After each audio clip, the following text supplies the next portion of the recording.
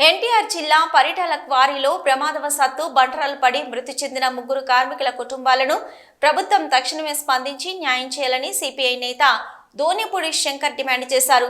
పరిటాల క్వారీని సందర్శించిన సిపిఐ నేత దోనేపూడి శంకర్ మాట్లాడుతూ, ఇటీవల ఎన్నో ప్రమాదాలు జరుగుతున్నా కూడా రాష్ట్ర ప్రభుత్వం స్పందించడం లేదని, అల్ట్రాటెక్ ప్రమాదం, పరిటాల క్వారీలో ప్రమాదం, వీటీపీఎస్ నిర్లక్ష్యం వల్ల చనిపోయిన సిద్ధార్థ నాయక్, ఇలా ఎన్నో ప్రమాదాలు జరుగుతున్నా కూడా ప్రభుత్వం స్పందించడం లేదని, క్వారీ ప్రమాదంలో మృతి చెందిన కార్మికుల కుటుంబాలకు ప్రభుత్వం తక్షణమే 50 లక్షల రూపాయల చొప్పున నష్టపరిహారం చెల్లించాలని, అదేవిధంగా గత కొన్ని రోజుల క్రితం ఇబ్రహీంపట్నం మండలంలోని ఖిల్లా రోడ్డు నందు జరిగిన ప్రమాదంలో 3 సంవత్సరాల సిద్ధార్థ నాయక్ చనిపోవడం జరిగిందని, ఆ కుటుంబానికి ప్రభుత్వం అండగా నిలబడి ఆదుకోవాలని డిమాండ్ చేశారు. ప్రస్తుత ముఖ్యమంత్రి నారా చంద్రబాబు నాయుడు, ఉప ముఖ్యమంత్రి పవన్ కళ్యాణ్, ప్రతిపక్ష నేత జగన్మోహన్ రెడ్డి ఇన్ని ప్రమాదాలు జరుగుతున్నా కూడా ఎవరు నోరు విప్పడం లేదని ఆవేదన వ్యక్తం చేశారు. పేద ప్రజలకు, బాధిత కుటుంబాలకు ఎల్లప్పుడూ అండగా నిలబడి వారికి తగు న్యాయం చేసేంత వరకు సిపిఐ పార్టీ తరపున పోరాటం చేయడం జరుగుతుందని తెలిపారు. ఎన్టీఆర్ జిల్లాలో వర్షంబడి ప్రమాదాలు జరుగుతున్నాయి. అల్ట్రాటెక్, రామ్కో, పరిటాల క్వారీ, ఇంకా వీటీపీఎస్ కెనాలు అనేక ప్రమాదాలు జరిగి మృతులు బారిన సంఖ్య పెరుగుతూ ఉన్నది. ఇటు ప్రభుత్వ తన బాధ్యత నుంచి తప్పించుకోజాలదు.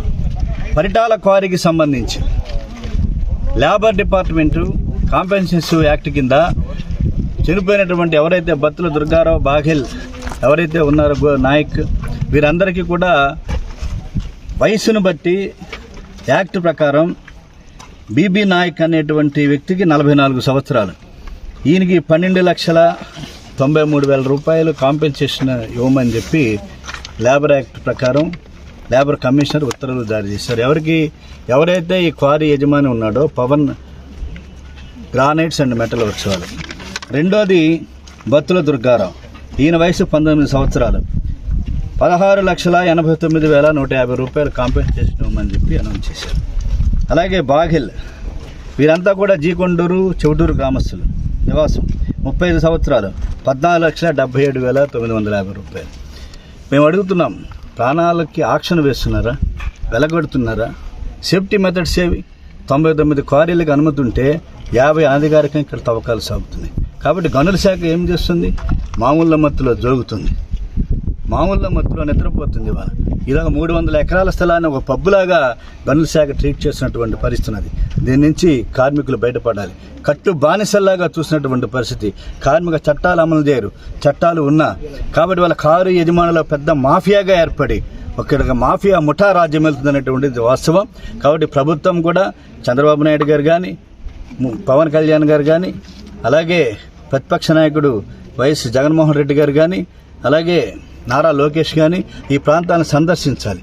ఇవాళ క్వారీలో సాగుతున్నటువంటి అన్యాయాల్ని, అక్రమాలని, ఫ్యాక్టరీలు, ముఖ్యంగా ఎన్టీఆర్ జిల్లాలో పారిశ్రామిక ప్రాంతాలైనటువంటి జగ్గయ్యపేట, అలాగే కిలేశపురం, కేతనకొండ, దొనబండ, పరిటాల, అట్లాగే కొండపల్లి పారిశ్రామిక వాడ, ఇవన్నీ కూడా నిబంధనలకు విరుద్ధంగా సాగుతున్నటువంటి పరిస్థితుల్లో ప్రభుత్వ వైఫల్యం కొట్టొచ్చినట్టు కనపడుతుంది.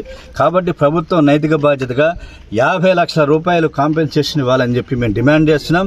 లేబర్ యాక్ట్తో పాటుగా లేని ఎడల ఖచ్చితంగా సిపిఐగా ప్రణాళికాబద్ధంగా పెద్ద ఎత్తున ఉద్యమాన్ని కొనసాగిస్తాం. అవసరమైతే కార్మికులను చైతన్యపరిచి ఈ ప్రాంతంలో పని బంద్కు కూడా వెళ్ళడానికి సిపిఐగా మేము పోరాటం చేస్తామని చెప్పి ప్రభుత్వం తన బాధ్యతని తప్పించుకోజాలదని చెప్పేసి మరోసారి చెప్తూ గనుల వెంటనే ఈ గనులు ఎవరైతే అనధికారంగా ఉన్నాయో గనులన్నీ కూడా సీజ్ చేయాలని చెప్పి ఇవాళ సిపిఐగా డిమాండ్ చేస్తాం. అంటే ఎవరు ఏంటండి? ఖచ్చితంగా గనుల శాఖ అధికారులు, దీంట్లో నో డౌట్ ఆఫ్ ఇట్. ఇవాళ ఉదాహరణకి అల్ట్రాటెక్ సిమెంట్స్ జరిగింది. ఎన్టీఆర్ జిల్లా కలెక్టర్ గుమ్మల సుజన గారి చొరవతోటి 50 లక్షల రూపాయలు ఓన్లీ ఫ్యాక్టరీ యాజమాన్యమే ఇచ్చింది. మేము ఇప్పటికీ డిమాండ్ చేసేది ఏమిటంటే రేపు 29వ తారీఖున ధర్నా చేస్తున్నాం జగ్గయ్యపేటలో. ఎవరో మరో 50 లక్షలు గవర్నమెంట్ ఇవ్వాలని చెప్పేసి నైతిక బాధ్యత వహించి, ఎందుకని అధికారులదే ప్రధాన బాధ్యత, దీని నిఘా అంతా దీన్ని పర్యవేక్షించవలసినటువంటిది. కానీ వాళ్ళకి నెలవారీ మామూలు రావటం వల్ల గనుల శాఖ అంతా కూడా, మైనింగ్ డిపార్ట్మెంట్ అంతా కూడా మామూలు మత్తులో నిద్రపోతున్నది. కాబట్టి నిద్రపోతున్న మైనింగ్ శాఖలో వారు ఎవరైతే బాధ్యులు ఉన్నారో వారందరినీ కూడా వాళ్ళ మదనపల్లిలో రికార్డులు తగలబెట్టారు. సిబిసిఐడి దర్యాప్తు పిలిపించారు. నేను అడుగుతున్నా, ఇవాళ అల్ట్రాటెక్ సిమెంట్, రాంకో, పరిటాల ఎందుకని మీరు దర్యాప్తు చేయరు? దీనికి కారణం ఎవరు? కాబట్టి ప్రభుత్వం కూడా నైతిక బాధ్యత ఉన్నది. కాబట్టి ప్రభుత్వం కూడా వీరితో కలిపి 50 లక్షల రూపాయలు చనిపోయిన 3 కార్మికులకి ఇవ్వాలని చెప్పి డిమాండ్ చేస్తారు. ఇది పర్మిషన్లు ఉన్నాయంటారండి దీనికి, ఈ కోరిక? మాకు తెలిసినంత వరకు 99 గనులకు మాత్రమే, క్వారీలకు మాత్రమే ఇక్కడ పర్మిషన్ ఉన్నది. 50 క్వారీలు అనధికారికంగా తవ్వుతున్నారనేటువంటి సమాచారం.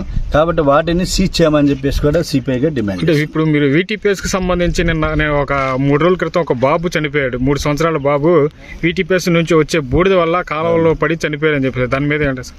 సిద్ధార్థ నాయక్ 2.5 సంవత్సరాల బాలుడు కూలింగ్ కెనాల్ కిలా దగ్గర ఉన్నటువంటి కూలింగ్ కెనాల్ పడి చనిపోవడం జరిగింది. మేమేంటంటే ఆయనకు కూడా, ఆ కుటుంబానికి కూడా కేవలం 2.5 లక్షలు ఇచ్చి పంపించేస్తామని చూస్తున్నారు. అలాగే అక్కడ ఉన్నటువంటి స్థానిక నాయకత్వం, ఫ్యాక్టరీ యాజమాన్యం, వీటీపీఎస్ యాజమాన్యంతో కుమ్ముక్కయ్యి లోకల్ సంబంధాలు, స్థానిక సంబంధాల వలన ఆ కుటుంబానికి న్యాయం జరగలేదు. దాంట్లో కూడా ప్రభుత్వం ఖచ్చితంగా ఆ బాలుడికి కూడా భవిష్యత్తు, వాళ్ళ తండ్రికి ఉద్యోగం ఇప్పించాలి. అలాగే ఆ కుటుంబానికి కూడా 50 లక్షల రూపాయలు కాంపెన్సేషన్ ఇవ్వమని చెప్పేసి డిమాండ్ చేస్తున్నాం.